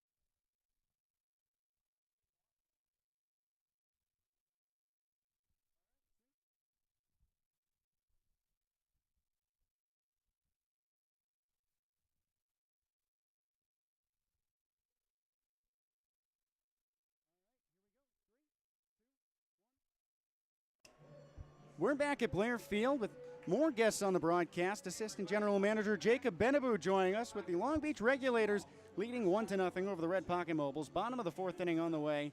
Jesse Cook with you on the mic. Cooper Vest at the plate on the left side against the right-hander Adam Christopher. And Cooper Vest probably needed some recruiting to get down here to SoCal. He's a Utah native. Last year was up in Great Falls, Montana. First pitch, he checks his swing for a 1-0 count. Jacob, you get to see these decisions in live time. So what type of process is it to get guys to come down to Long Beach? Yeah, it's a lot easier than a lot of other clubs in the league, purely because as of it stands right now, we're the only club in Southern California, right? So it's always going to be a huge draw. Between the talent pipeline that's down here in Southern California and then the guys that want to come play in warm weather, be on the coast, ball, carry, and we're not in elevation either, which a lot of other clubs in this league are. It makes the recruiting aspect of getting guys down here a lot easier than maybe some other teams up in the Mountain States. And it probably helps for pitchers, I'd imagine, because they're not as worrisome about giving up home runs like those Mountain Division teams. 2-1 to Vest. He swings, lifts it left field and deep. Royce Clayton Jr. tracking it down towards the warning track, and he makes the catch. By the way, Cooper Vest, maybe that's a detriment for him because he's hit 9 home runs on the road, only 1 here in the friendly confines. But I'd imagine it helps if you're a prospective pitcher going, I could pitch in the gusty winds of Oakland. I could be out in Idaho Falls or Ogden, Utah, where the mountains and the elevation let the ball fly so much freer. Or I could go down to Long Beach where none of that's a problem. Yeah, no doubt. And that's something that we've been discovering, game by game, series by series. Easton Jones grounding out to third there for the second out of the bottom of the fourth inning. As we continue to play here at the ballpark, we're learning how our pitchers can adapt and play here. And then I think teams, as they continue to come back, are adjusting as well. But, from a recruiting standpoint, it's definitely helpful for away teams to see that. Absolutely. And I remember I was in the Mountain Division last year at the Rocky Mountain Vibes. So there's a lot that changes when you come down here. First pitch to Jacob Jablonski. Misses low and inside, 1-0 count. He's become a fan favorite. Oh, 100%. How great is it for you watching these guys develop these followings? Oh, it's awesome. And, to be able to kind of see both sides, right? Jablonski grounds out to second there. We'll keep Jacob on for the top half of the fifth inning. Let's do it. But we'll hear more about Jablonski in just a bit here on the Home Team Network.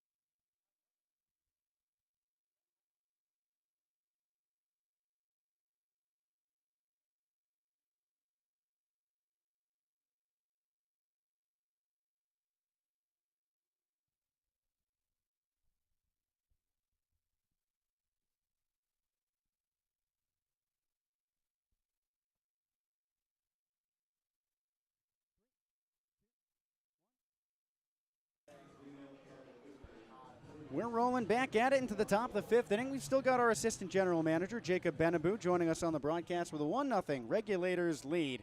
Righty-righty affair as Nick Bautista faces off with Efrain Manzo. And Jacob, we were talking about the fan following and how they pick their favorites. That's right. Bautista kicks home. First pitch, a curveball that misses downstairs, but it's challenged. And while we're waiting for the signal on this one, actually, we didn't have to wait very long because our friend Miles Thompson on the TrackMan system confirms, or rather overturns that ball call to a strike, which we're seeing on the scoreboard for the first time. Okay, that's awesome. That's new. Big credit to Marty Messer, our director of game 100%. presentation. One day at a time, right? You just build Yeah, that. absolutely. But the fan following has been fantastic, hasn't it? It really has. And something we didn't anticipate, right? Like, you never anticipate how the fans and the community reacts, but it's just been so great. And the core fans, too, has just been something really special. Yeah, and everyone here can say that they're honestly a day one now. Totally, right? It's a brand new club. It's funny because last night I ran into some of our OG fans that, you know, we got to know before the season even started. They actually flew up to our first series in Oakland, Don and Bev, and I got to chat with them for a while, and it's like, you know, we're already close they friends. sit right down Yeah, in front of us every exactly. single game. Yep. Third base side underneath the press box. I know them. 1 and 2, fouled backward. So they are definitely dedicated. And that's the theme I've seen around town. I can't go anywhere now without seeing at least Regulators stuff. Coast stuff, people love the teal, but the Regulators, the black and white goes with anything. So I see that all over the place. What's that done for you, knowing that this is the team around town? It's really special to be a part of it. That's flown out to left field. Eddie Pelk underneath. He makes the catch. Still 1-0 Regulators. Top of the fifth. Now one away. It's really special to kind of see how you launch a brand in January. Two brands, actually. Yeah, Coast and Regulators. Right, and equally are gaining the amount of attention and attraction that, you know, we were hoping and more. And, I mean, the community loves it. The team has been great. And so you pair both, like, a really cool brand that's unique to the community and then the team that we're putting on the field. It's really special. Absolutely it is. Nick Bautista has been one of those special players as well. He sets up against Yanni Horvat. Righty, a fair first pitch. Fastball misses up high. So the Monterey Park native on the mound, Nick Bautista, he's racked up the strikeouts today, 6 Ks. He was a trade piece. He was. What is the conversation like when you're figuring out who to get or who to give up? Yeah, I mean, I think it's really... This ball flown out to center field. Emilio Corona's got plenty of time. He's underneath, and he's got it. But that conversation can't be an easy one when you're figuring out, okay, who do we want and how badly we do that can identify talent and know exactly the small tweaks that you can adjust. And that was honestly a big reason why we traded for Batista is, you know, we saw something that was tweakable, that was a small change, and it's really helped him down here. And the park plays, you know, a big factor as well, right? Pitching between Oakland and Blair's is a big difference maker. Absolutely, and Bautista has had a resurgence, firing in a first pitch strike to Nick Poss there, the fellow righty. Bautista with Oakland, earned run average was up at 831. With Long Beach, 392. I'd say that's a pretty good adjustment. Poss fouls off the next pitch, and you've got a team of 3 major league coaches in Troy Percival, the manager, Troy Gloss, the hitting coach, and Jerome Williams, the pitching coach. Also adding in a Pioneer League veteran and A.J. Crapo as an analytical mind to that coaching staff. How do you mesh a 24-year-old like A.J., a 25-year-old like yourself, and 3 guys whose careers lasted almost that long? You know, it's funny when you put it that way because I've never really thought about it like that. Oh, Nick Bautista doesn't need to think too hard about that pitch. Strike 3. Called, low and away. The Mobiles challenge. They're wrong for the first time in this ball game. So Nick Bautista, 7 strikeouts across 5 frames of work. Jacob Benabou, I'd call him a pretty big part of getting Bautista to the Long Beach Regulators, and he gets to watch that fantastic backwards K. Jacob, before we move on to the bottom of the 5th inning, just anything more to say about this whole process and what it's meant to you? Oh man, it's been amazing. It's been more than I could have ever dreamed. But the people here that, you know, have helped build this club from the ground up, starting all the way back a year ago, to the small team we've had, to the crew we have here, it's been really special. And the people really make, you know, every day coming to the ballpark enjoyable and making this whole process and impact really something unique. So definitely encourage everyone to come out to the ballpark if you haven't already. But the people we have here are really awesome. Absolutely. I couldn't agree more. I was welcomed on my first day, and I still feel just that same family mentality to this point. So we're going to move on to the bottom of the 5th inning. Jacob, thanks for hopping on. Come out to a ball game. You get to meet people like him here at the ballpark on the Home Team Network.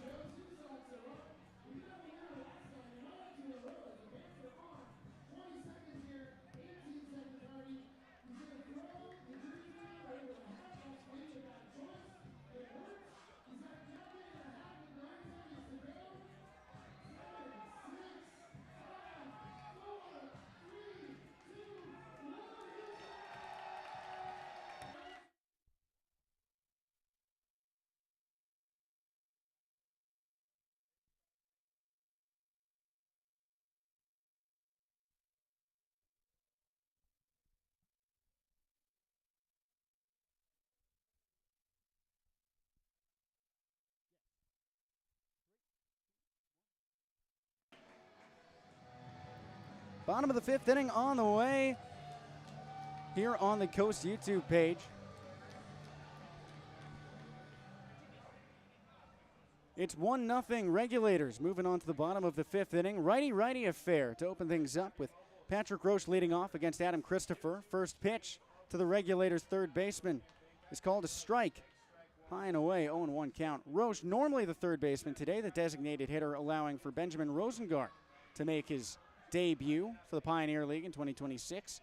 0-1, Roche swing. Roche operating with the bases empty and nobody out, and a 1-0 lead. Easton Jones, who has also taken reps at the hot corner, elevating the LBC to this advantage. Back in the 2nd inning with an RBI double, bringing around his BYU teammate Cooper Vest. Roche has spent the last few games batting in front of Vest. 0-2, he swings. Flares that one into right field and shallow. Braylon Bishop underneath, and the former Tigers prospect makes the catch. One away in the bottom of the 5th inning. Anthony Mata now digging in on the right side. Mata grounded out to short his first time up. He earned his first start in a week yesterday. Suffered an injury against the Oakland Ballers a week ago yesterday. Returned against the Oakland Ballers in a relief role on Wednesday, but found his way into the starting lineup on Thursday night. 1 for 6 across that series. First pitch, he swings, pops that one up, right side and foul. Jordan Harrison Dardley charging, but he slides too late as that ball bounces over the Coast dugout. 0-1 count for Mata. Long Beach could use a rebrand for tonight. 1-2 this week as the Coast, but as the Regulators, it's a fresh start on the second week of the second half. Although in the second half, Long Beach is undefeated wearing the black and white threads, winning all 3 games last weekend when rebranding. 0-1. Watches a fastball down below the knees for a 1-1 count.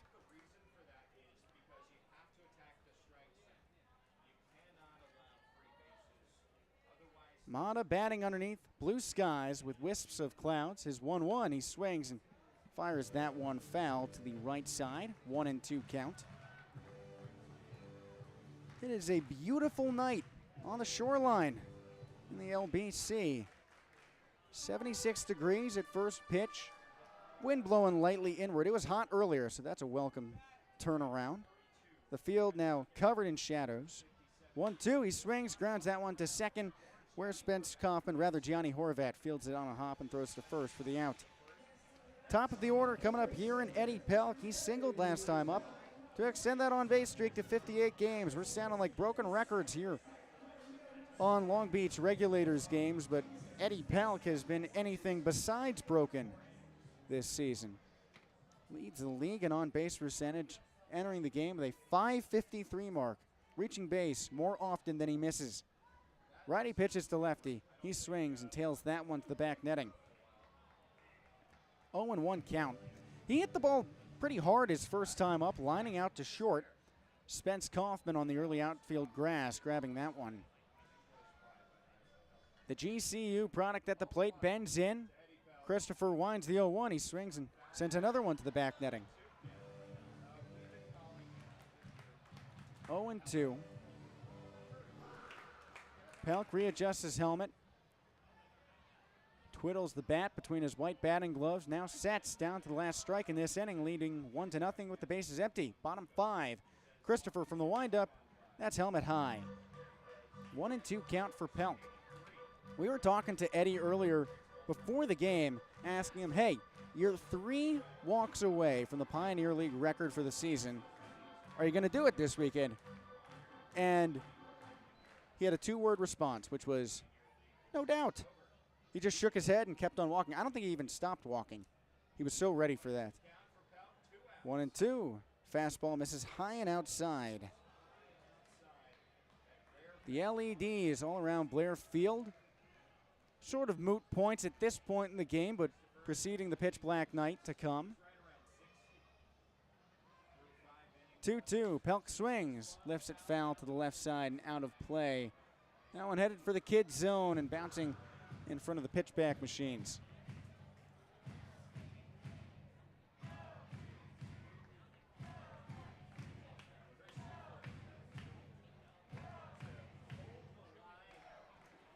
LBC chants echoing across Blair Field.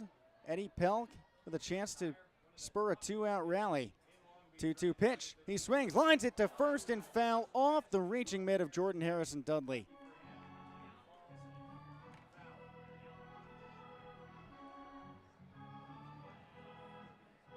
A couple guys at the top of the Pioneer League leaderboard and a couple standings. Harrison Dudley with 20 home runs is 3rd in the league. Pelk leading in on-base percentage like we talked about. 2-2 again. He ropes that one to right field and hit liner. And Long Beach has been retired in 9 consecutive batters. Second straight 1-2-3 inning. We move on to the top of the 6th and a tightrope 1-0 lead on the home team network.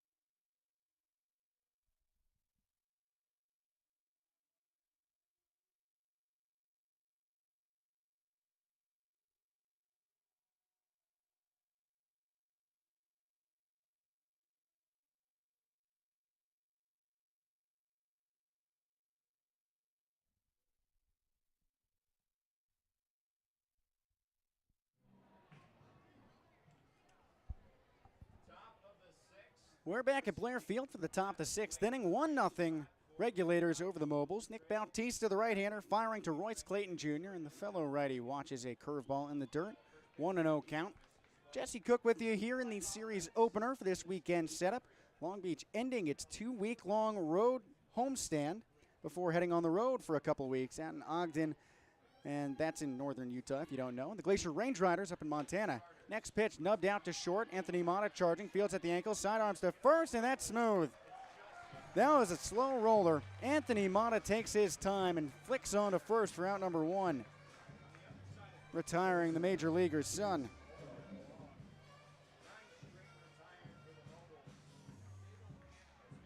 That brings up the top of the order, and Spence Kaufman, he has yet to leave the infield in this ball game. The former Padres farmhand struck out swinging last time up in the 3rd and led off the game with a pop out into foul ground, which caused Cooper Vest at first to come running in.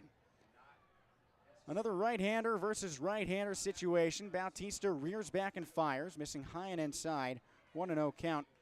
Now, Bautista twice this season has reached 9 strikeouts, the latest of which came a week ago tonight against the Yuba Sutter Freebirds in another series opener. wearing the Regulators threads. 1-0. Misses up high. 2-0 count. Long Beach rebranded from the Coast to the Regulators for all of last weekend. Normally that's just a Friday night thing. Nick Bautista earned the win in the first ever Regulators game at Blair Field. That was after rap legend Warren G gave a pregame concert. 2-0. Misses inside for a 3-0 count. Kaufman on the verge of boarding for the first time today and has the second free pass dealt by Bautista. His 9 strikeouts was a record when he reached it the first time and the latest time. 3-0. That lands for a strike at the belt.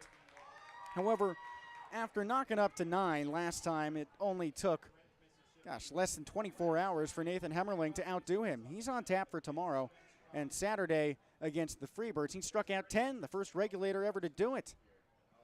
3-1. Swing on a rope up the middle. Anthony Mata chasing it. Fields at the ankles. Goes again to first. Got him! Anthony Mata. What a couple plays it's been for him. What a couple innings it's been for Nick Bautista. All right, in the third inning, he allows the first 2 base runners aboard, the only 2 for the Mobiles to this point. He has retired 11 straight since that point, and he had shut down the first 6 batters of the ball game. If it weren't for a Gianni Horvat single and a Nick Poss walk back-to-back to open up the third inning, we'd be dancing around talking about a perfect game. Braylon Bishop digging in on the left side. As you might have guessed, he's 0 for 2. Striking out and flying out. First pitch, he takes a hefty cut and loses his balance, missing. 0-1 count. Bautista is up to 7 strikeouts in this evening's ball game. Bautista sets. Glove at the eyes. Here it is. Misses inside. 1-1 count. He's pitching underneath a picture-perfect night, and it's only going to get better as the pink skies start to track on like a Zach Bryan song. The wispy gray and white clouds blending in with the blue sky in the distance, and that pink haze even further back. 1-1. Swing and a miss downstairs. 1-2 count. With the LEDs on around Blair Field in the shadowed ballpark. Makes for your classic July baseball night. Long Beach tight-roping to a 1-0 lead over the Mobiles. 2 away, bases empty, top of the 6th inning. Bautista leans back and fires. Swing and a miss. 8 strikeouts for the Monterey Park native. 1-2-3 once again. Go the Mobiles, immobile at the dish as we move on to the bottom of the 6th inning. 2-3-4 due up for the Regulators and Benjamin Rosengard, Emilio Corona, and Cuba Best when we return on the Home Team Network.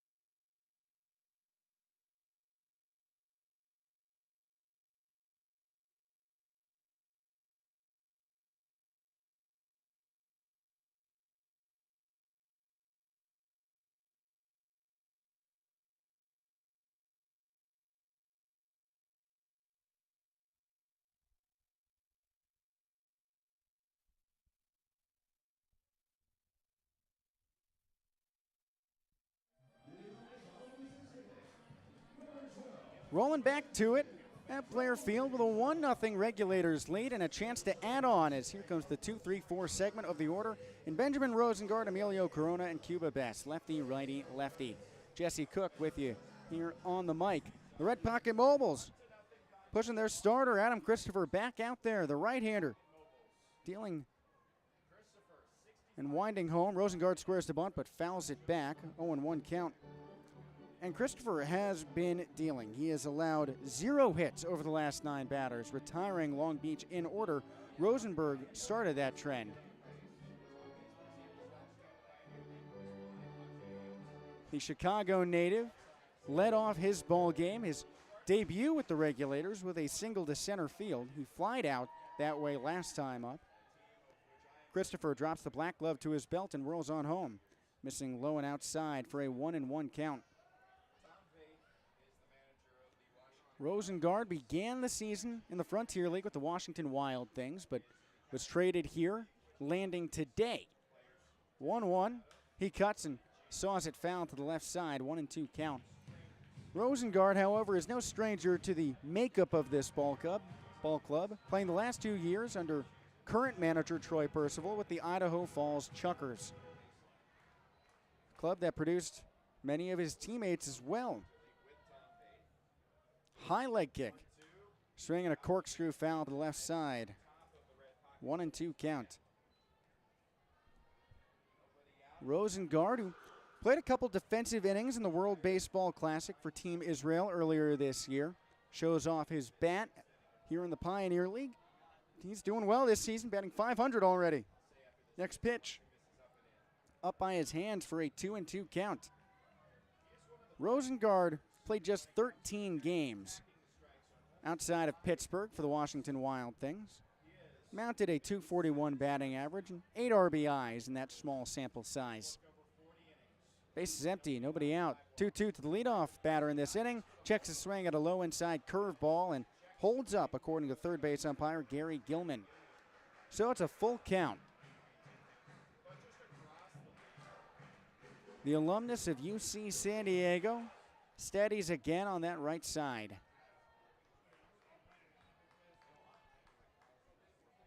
Christopher nods.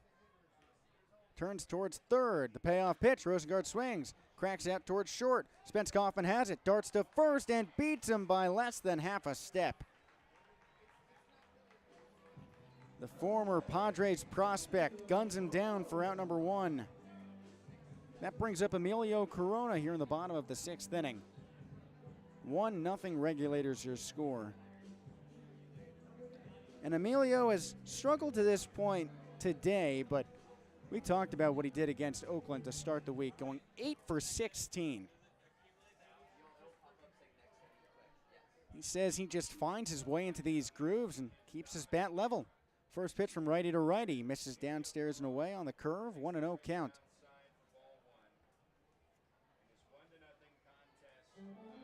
To add to that, Corona last week knocked his 14th home run of the season. That was at the beginning of this extended 2-week homestand. He's third on the team in long balls behind Jacob Jablonski and Cuba Bass, who both homered earlier this week. Catcher Nick Poss takes a trip to the mound to talk to his pitcher, but now retreats. 1 out, bottom 6, bases empty. Right-hander versus right-hander. Long Beach leading 1-0. Easton Jones, the rookie in his first professional week, pushing the LBC ahead on an RBI double, bringing around his BYU college teammate Cooper Vest. Now the pitch to Corona. He checks his swing at the fastball for a strike high and away. That moves the count to 1-1. Long Beach has been inconsistent of late with its run production. Last night losing in the knockout round, a game that ended regulation 10-10. 1-1. He drops down to an E, chasing the curveball. 1-2 count. So 10 runs last night, losing the day before 2-1, but winning on Tuesday 7-0. This team has caused some whiplash with its run total. 1-0 here. 1-2. Corona watches the bender in the dirt. 2-2 count for Corona. Yesterday, the San Luis Obispo native mounted a 4-hit ball game, and that's his second time earning a quattro on the season. 2-2 from the windup. Breaking ball shanked into the lefty box, moves the count to full. Base is empty, 1 away, bottom of the 6th inning. Long Beach leading 1-0. Benjamin Rosengard before Corona forced a full count. Now the 24-year-old here has the Mobiles pitcher, Christopher, back to where he was. Again, the payoff. Swinging a chopper, third base side, and foul. And it wouldn't be a true copy and paste if this at-bat didn't go 7 pitches like Rosengard's did.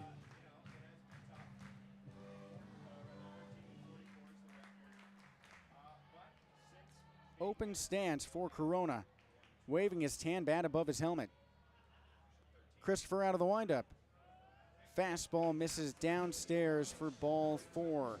So Corona works his way aboard for the first time today and ends the 10-batter streak for Christopher, retiring double figures of regulators in a row without allowing a base runner. The Porter Ranch Cali native on the bump now sets up for Cuba Bess. 1 away, 1 on, bottom 6, 1-0 LBC. Righty pitching to a lefty. We talked about Bess and his 17 home runs, which lead the team. First pitch, he swings and foul tips it. 0-1 count. Emilio Corona took a jump off of first, never committing to the steal, but the Mobiles should be aware of him. 25 stolen bases, leads the Long Beach roster. Although if anyone knows about stealing a base, it is the team that is on the road nonstop. The RedPocket Mobiles lead the league in swipes with 154. Throw over to first. Corona dives back in safely. Christopher's throw taking Jordan Harrison Dudley a little ways off the bag.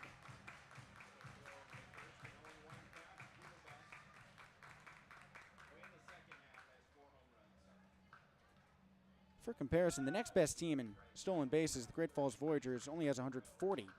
Next pitch, the best. This is inside and low, 1-1 count. So they have a 14 base advantage over the next team. Then it's a drop of another 19 to get to the Glacier Range Riders and Ogden Raptors at 121. 33 behind these Mobiles. 1-1 pitch. Misses low and away, 2-1 count. Long Beach is not exactly an aggressive ball club on the bases, with almost half of what the Mobiles have put up. A little more than half, actually, at 80. 2-1 from Christopher. There goes Corona. Pitch misses inside and low. Throw to the bag. Offline. Emilio has his 26th stolen base on the season. So it's a 3-1 count with a runner in scoring position now. Ahead 1-0. Bottom of the 6th inning. This is sort of how the Oakland Ballers got the job done on Wednesday night when the Bees beat the Coast 2-1. Both of their runs came through in that same 8th inning. There was only one hit in that frame. It was a lot of small ball, stealing bases, laying down bunts, earning tight walks. Hitters count for Bess. The righty fires. The lefty swings, dropping down to a knee. Missing on top of the curveball there. Full count. You want to talk about a good week for Emilio Corona, going for a 500 average against Oakland. Well, Cuba Bess, not too shabby. He went 4 for 11, including a home run as a part of 2 extra base hits. The payoff. He swings and misses. That's the second out here in the bottom of the 6th inning. Every batter has taken Christopher to a full count in this frame. This is a veritable pitcher's duel. Nick Bautista for the Regulators has struck out 8 batters, and it's a statuesque feel in the bullpen, nobody moving. So it's likely that he'll head out for the 7th inning. Adam Christopher for the Mobiles, making quick work of the Regulators, only allowing 4 hits so far. Pitch clock violation called on the new batter, Cooper Vest. So it's an 0-1 count. That strikeout for Christopher, just his 2nd on the ball game. He's kept his pitch count low except in this inning. He stares at second. Corona dancing off the bag. The pitch to Vest. He checks his swing at the high outside breaking ball and holds up, moving the count to 1-1.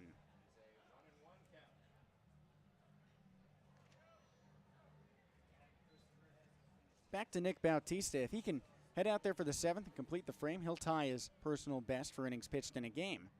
recorded last Friday. 1-1, chopped out towards second. Gianni Horvat waiting on it, throws on to first for out number 3. Well, the Regulators still lead, but it's only 1-0. Moving on to the top of the 7th inning. 3-4-5 coming up for the Mobiles with the man who's third in the PBL in home runs, Jordan Harrison Dudley. Due up when we return on the Home Team Network.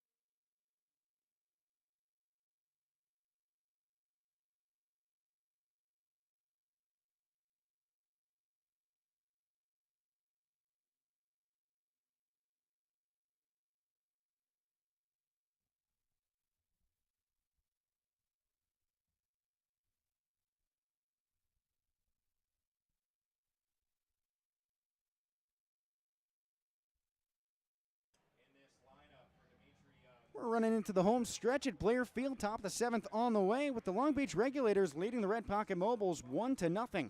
Long Beach in the field, the starter still out there, Nick Bautista. The right-hander fires to the lefty, Jordan Harrison Dudley, and misses on the curveball, low and away. 1-0 count. Harrison Dudley, a home run threat, third in the league with 20 dingers, but he's 0 for 2 with a couple strikeouts today. Nick Bautista racking up the Ks, 8 of them in total. His 1-0, swinging a high pop fly, third base side and foul. That one winding up out of play over the net into the kid zone. Benjamin Rosengard, the third baseman, tracked over for that one, but found himself peering through the netting. 1-1 count for Harrison Dudley. Bautista one away from his personal best for strikeouts of 9. That at one point was the Regulators' record. He redid that mark on Friday of last week. 1-1, that misses high and inside.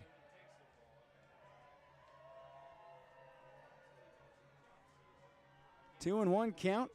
The crowd cheering as the mascot Derek the Parrot traipses through the audience, trying to incur some goodwill for his pitcher out there. Bautista's 2-1. Fastball for a strike, low and away, 2-2 count. Bautista had the record, even up to his last appearance. His season high for innings pitched of 7 innings a week ago, until the next day when Nathan Hemmerling struck out 10, the first Regulator ever to do it. 2-2 pitch, swing and a miss, that's 9. So Nick Bautista has a chance now to tie up his teammate Hemmerling, who's set to pitch tomorrow. Maybe even one up him if he strikes out the side. Still 1-0 Regulators. Top of the 7th inning, one away, base is empty for Justin Johnson. And in case you were wondering about the resurgence for Nick Bautista, we talked to Assistant General Manager Jacob Benabou earlier in the broadcast. This has been a revival coming to Long Beach. First pitch, Justin Johnson swings and fouls off to the third base side. 0-1 count. Bautista started the year with the Oakland Ballers. He dealt 3 appearances, and in that time racked up an .831 earned run average with just 6 strikeouts over 4 1/3 innings. Long Beach, well, that's a different story. .392 earned run average. Twice as good as what he was during his time with the Bees.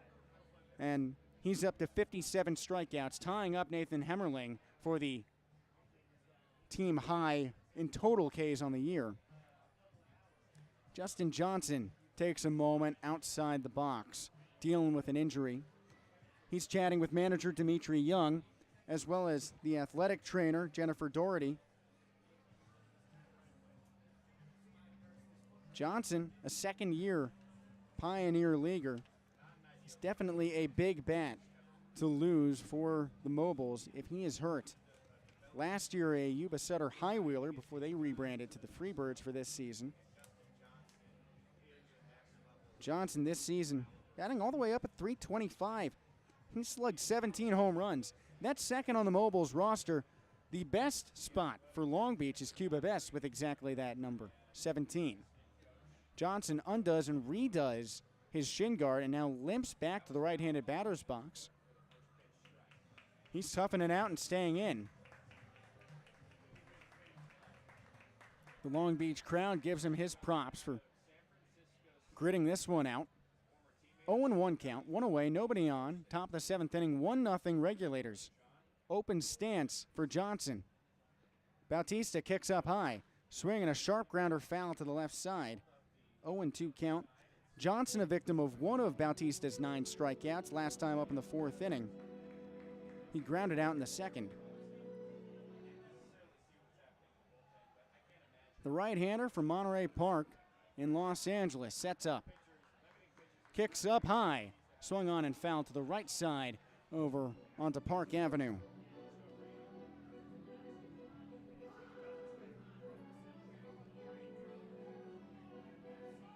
If Bautista records a strikeout here, he'll be the second Regulator to reach 10. And he'll just keep on cruising. He's allowed just 2 base runners. The 0-2 swung right up the gut. And speak of the devil, that one's through for the second hit for the Mobiles. Their third base runner. Nick Bautista had retired every batter since the beginning of the 3rd inning. That was 13 in a row. Justin Johnson finally breaks through for the Mobiles and brings up TJ McKenzie, who's one of a rare group who has not been a victim of a K in this game, although he hasn't left the infield, grounding out first to short in the 2nd inning, then to 3rd in the 4th. Righty-righty affair out of the stretch. First pitch check swing. Oh, yes, he did, says home plate umpire Gabe Vargas. The crew chief ringing him up on that curveball lown away.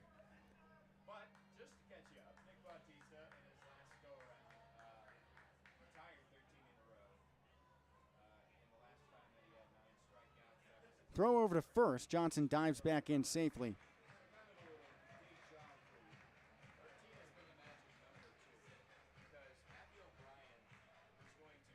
Bautista settles in again underneath a cornflower blue sky. The light towers illuminating the otherwise shadowed ballpark with a light breeze blowing into home.